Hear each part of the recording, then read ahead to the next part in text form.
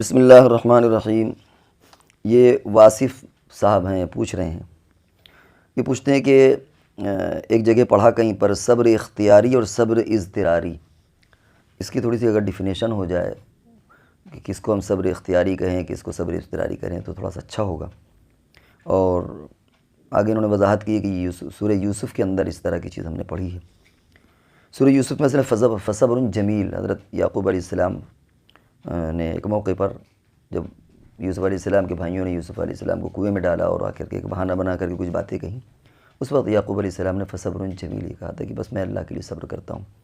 اس پس منظر میں مفسرین نے صبر اختیاری اور اضطراری کی تفصیلات کی ہیں۔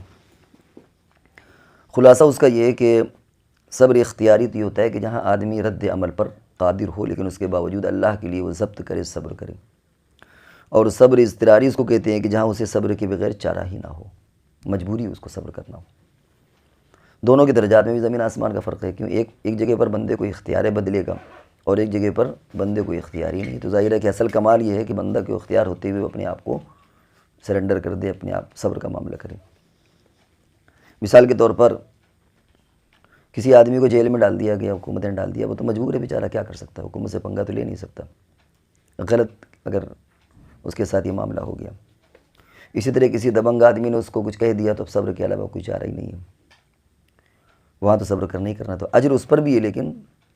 زیادہ جو اجر ہے وہ اس پر ہے کہ مثال کے طور پر بیوی نے شوہر کو کچھ کہہ دیا، سسرال والوں نے کچھ کہہ دیا، پڑوس نے کچھ کہہ دیا، کسی کمزور نے کچھ کہہ دیا اور یہ بندہ اس سے بدلہ لینے کی طاقت رکھتا ہے لیکن پھر بھی اپنے آپ کو صبر کرے، یہ صبر اختیاری ہے، اپنی مرضی کا صبر ہے۔ اور وہ جو جیل اور وہ صبر اضطراری مجبوری درجے کا ہے، تو اس کا درجہ زیادہ بلند ہے۔ یوسف علیہ السلام کے واقعے میں کنویں میں ڈال دیا تھا، یوسف علیہ السلام نے صبر کیا، وہ صبر اضطراری ہے، مجبوری طور پر کیا کر سکتے ہیں، کنویں میں بھائیوں میں ڈال دیا، بھائیوں نے تو کچھ نہیں کر سکتے۔ لیکن جب وہ آئے اور بیچے گئے اور پھر اس کے بعد عزیز مصر نے ان کو خریدا اور زلیخا نے اپنے یہاں رکھا اور کچھ دن کے بعد زلیخا کا دل ان پر آ گیا اور پھر اس نے غلط کام کے لیے باقاعدہ وہ کمرے یعنی اپنے محل میں انتظام کیا اور یوسف کو بہانے سے بلایا، پھر کنڈیاں بند کیں اور اس سے ناجائز مطالبہ کیا، یوسف علیہ السلام سے غلط کام کا ناجائز مطالبہ کیا۔ ایسے وقت میں یوسف علیہ السلام بھاگے اس گناہ سے بچنے کے لیے، اور صبر، گناہوں سے بھاگنا اور گناہوں سے بچانا اپنے آپ کو، یہ سب سے بڑا صبر ہے۔ یہ صبر اختیاری ہے، کوئی دیکھنے والا نہیں تھا وہاں، یوسف علیہ السلام اس گناہ میں پڑ سکتے تھے لیکن اپنے آپ کو انہوں نے روکا، تو یہ صبر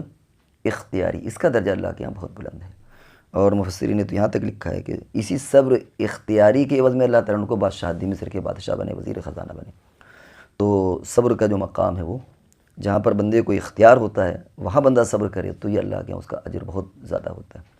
اور جہاں بندے کو مجبوری درجے میں صبر کرنا ہے وہاں اجر ہوتا ہے لیکن وہ اس درجے کا نہیں ہوتا جو صبر اختیاری کے درجے کا ہوتا ہے۔ یوسف علیہ السلام کو کنویں میں بھی آپ نے صبر کیا، اجر ملا،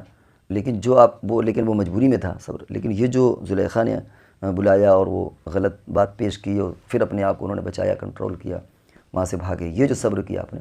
اس کا اللہ نے جو اجر دیا ان کو، وہ بادشاہت کی شکل میں وزیر خزانہ بنے۔ تو اس لیے ہمیں بھی اس بات کو مربوط رکھنا چاہیے کہ اپنی زندگی میں جہاں ہمیں اختیار ہے صبر کرنے کا، ایسی جگہوں پر ہم صبر کر کے دکھائیں۔ مجبوری درجے میں تو سبھی صبر کر لیتے ہیں، تو اللہ کے یہاں سے اس کا ہم اجر اور صلہ اور اس کا نفع دیکھیں گے۔